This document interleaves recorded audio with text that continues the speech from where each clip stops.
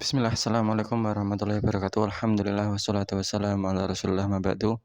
Kelas 9 rahimani wa rahimakumullah. Karena yang di kelas sudah selesai pelajaran fikihnya, maka hari ini kita murojaah dulu. Bagi yang ingin murojaah silahkan disimak. Bagi yang tidak, ya tafadhol untuk melakukan hal yang bermanfaat yang lainnya, menyetorkan hadis terutama, yang mana hadisnya sudah saya share kemarin. Taib. Di pelajaran yang ke-10 kita kemarin juga sudah mempelajari syarat-syarat penyembelian. Di antara syarat penyembelian itu ada 4. Yang pertama adalah orang yang melakukannya itu dia mampu. Mampu dalam hal ini dia punya akal, dia bukan orang gila, bukan orang anak kecil yang belum mumayyiz, maupun orang yang pingsan. Tentu saja orang yang pingsan tidak bisa menyembelih. Dan dia ini muslim atau ahli kitab. Tapi saya nggak akan memperpanjang, saya hanya mereview saja. Kemudian syarat yang kedua itu adalah syarat alatnya. Alatnya ini adalah alat yang benda tajam ya. Jadi nanti akan kita bahas, nanti di bab selanjutnya akan dibahas tentang hewan yang berhasil dibunuh tetapi tidak menggunakan ketajaman. Seperti membunuh dengan ketapel atau melemparnya dengan batu. Baik. Jadi syarat yang kedua adalah bendanya harus tajam. Bisa memotong atau bisa menyobek. Nah, kecuali tulang dan juga kuku. Baik. Karena tulang itu adalah makanan jin dan kuku itu adalah orang-orang Habasyah, orang-orang Kristen Habasyah. Dan kita tidak boleh mengikuti jejak-jejak orang Kristen. Baik. Kemudian syarat yang ketiga yaitu tentang yang disembelih. Yang disembelih terpotong hulqum dan juga murik.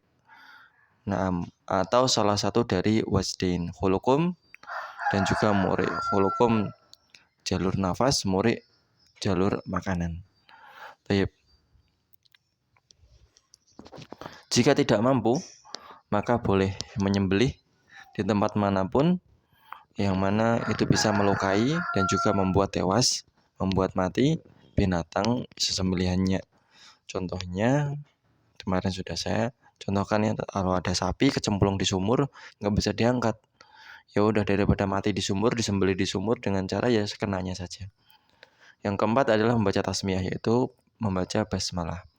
Adapun sembelihan yang disebutkan nama selain Allah, maka ini haram hukumnya. Tapi kalau dia lupa, tidak sengaja, maka ini halal. Rabbana la tu'akhidna in nasina aw akhtana. Nah, taib. Di bab yang ke-11 ini pelajaran tentang sunnah, makruh dan yang haram dalam penyembelian. Taib. Yang pertama, berbuat baik dalam menyembelih. Ini sunnahnya. Yang pertama, berbuat baik dalam menyembelih. Innallaha katabal ihsan ala kulli syai'in. Sesungguhnya Allah Subhanahu wa taala menulis kebaikan atau mewajibkan kebaikan atas segala sesuatu. Fa idza qataltum fa ahsanul qatluh. Nah, apabila kalian ingin membunuh maka bunuhlah dengan cara yang baik. Wa idza dahfatum fa ahsanud dabhu. Apabila kalian ingin menyembelih maka sembelihlah dengan sembelihan yang baik. Nah, hendaklah salah seorang di antara kalian menajamkan pisaunya atau menentamkan sesembelihannya.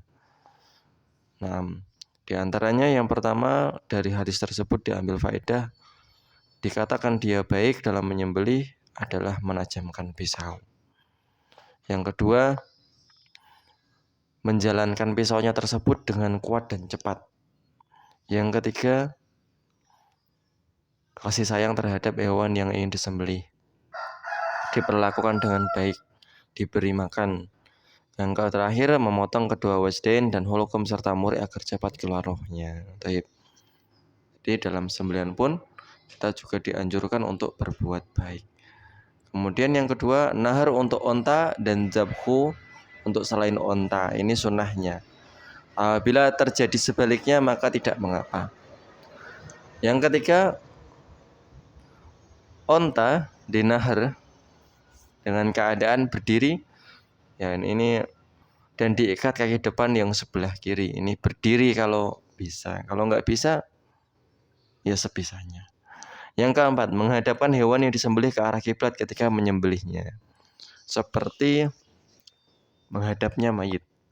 Tetapi kebalik, kalau mayit biasanya menghadap ke kiblat tetapi bersandar pada bagian tubuh bagian kanannya.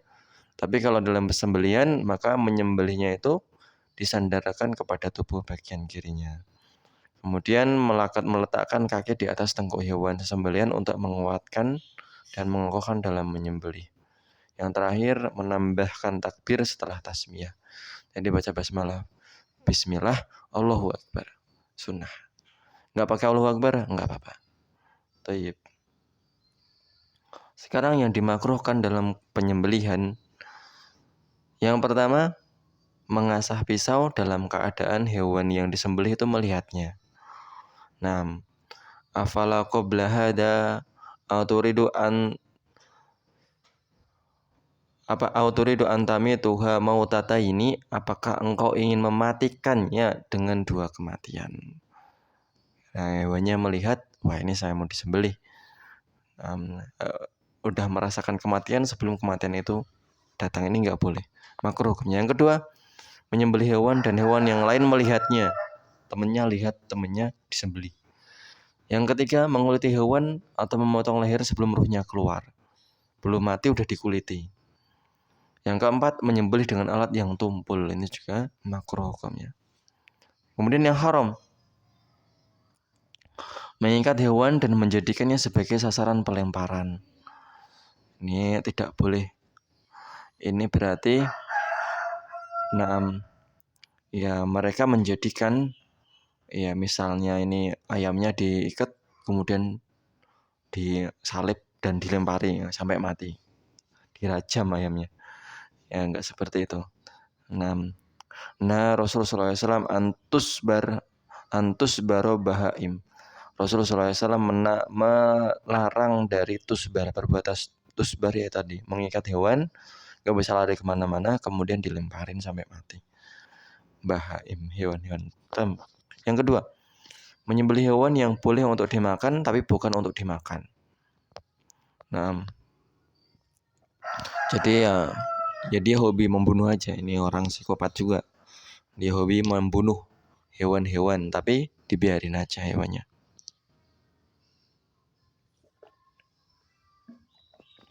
Tayyip. Kemudian di pelajaran yang ke-12, ini pelajaran terakhir kayaknya. Oh bukan, pelajaran ke-12 itu tentang binatang buruan ya. Tayyip, binatang buruan secara bahasa dimutlakan dengan kata as-soidu, yaitu binatang pemburu. Ya jadi ini kita akan bahas binatangnya ya.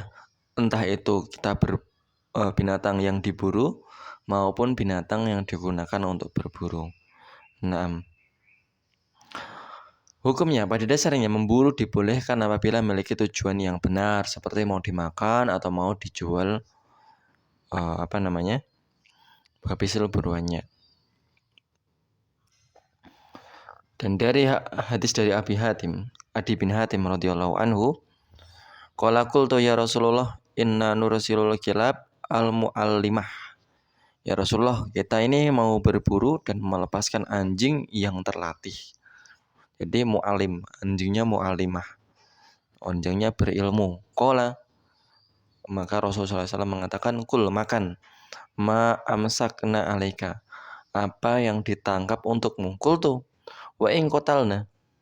Kemudian si Adi bin Hatim ini mengatakan,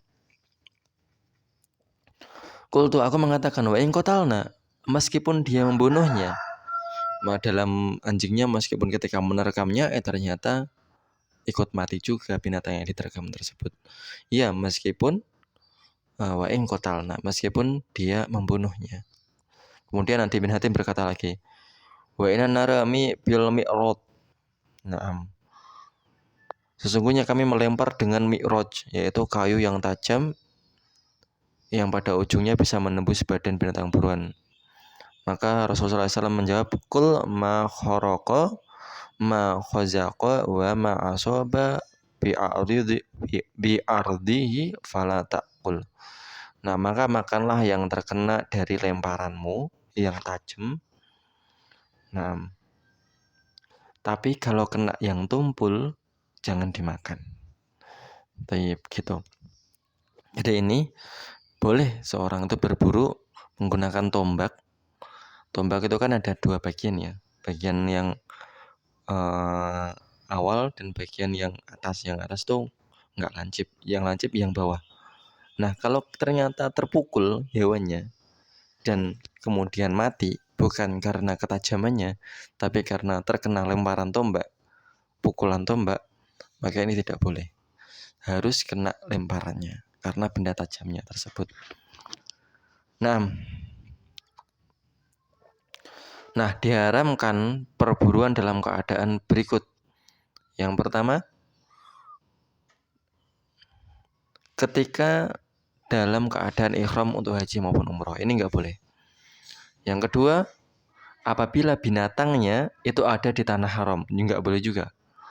Yang ketiga, apabila perburuannya itu menimbulkan gangguan bagi manusia, merusak tanaman dan harta kaum muslim, ini juga nggak boleh. Ya, ini yang nggak boleh dalam keadaan berburu. Kamu berihram, nggak boleh, meskipun binatangnya berada di luar tanah haram. Atau kamu tidak berihram, tapi kamu berburu di tanah haram, itu juga nggak boleh. Tayyib. Nah, kehalalan binatang hasil buruan. Syarat-syarat pemburu ya. Ini pemburunya. Orangnya berarti ya. Syarat yang pertama yaitu dia termasuk orang yang sah penyembeliannya. Ya, orang yang berakal, ahli kitab, muslim, dan dia mampu. Yang kedua, tidak sedang ihram atau haji. Yang ketiga, menetapkan binatang buruan sebelum melepaskan hewan pemburu. Jadi binatang buruannya harus ditetapkan. Nah, contohnya gini ya, berburu dengan senapan misalnya. Kamu mau nembak burung, saya mau nembak burung warna merah. Ternyata yang kena warna hijau. Nah, ini nggak boleh dimakan yang hijau. Nah, nggak boleh dimakan. Kalau dia mati nggak boleh dimakan. Tapi kalau dia masih hidup, antum boleh makan dengan cara disembelih dulu. Tayyib. Yang keempat, membaca tasmiyah ketika melepaskan binatang pemburu atau anak panah. Yang kelima, sengaja melepaskan binatang pemburu terhadap binatang buruan. Jadi sengaja dilepaskan. Ini misal saya beri contoh senapan lagi. Kita berburu pakai senapan misalnya, pakai senapan angin itu. Ternyata terpencet, kena binatang buruannya, mati kena. Ini nggak boleh karena tidak sengaja. Tayyib. Harus ditetapkan binatang buruannya dan dia harus sengaja membidiknya atau melepaskan senjata untuk membidiknya. Entah itu senjatanya hewan berupa anjing atau dia senjatanya benda tajam. Tayyib. Nah, syarat tentang hewan pemburu yang halal hasilnya buruannya yaitu merupakan binatang liar. Jadi buruannya itu hewannya harus binatang liar.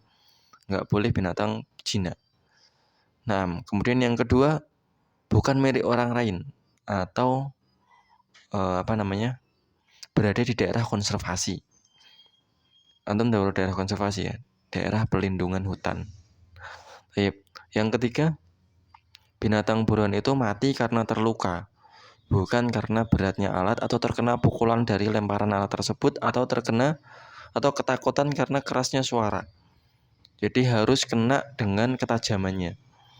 Yang keempat, binatang buruannya mati karena perbuatan alat atau binatang pemburu dan tidak ditemui dalam keadaan masih hidup. Kalau didapatkan binatangnya ini masih hidup, maka harus disembelih. Contohnya, ya tadi orangnya berburu, ditembak kijangnya. Nah, ternyata didapati kijangnya masih hidup, harus disembelih. Baik. Yang keenam, yang kelima, binatang buruannya tidak termasuk dalam hewan buruan yang berada di tanah haram. Baik. ini binatang buruannya. Nah, pelajaran yang terakhir ini adalah syarat alat berburunya, entah itu berburu dengan hewan atau berburunya alatnya itu dengan dengan pistol atau senjata tajam atau panah dan yang lainnya. Tayyib.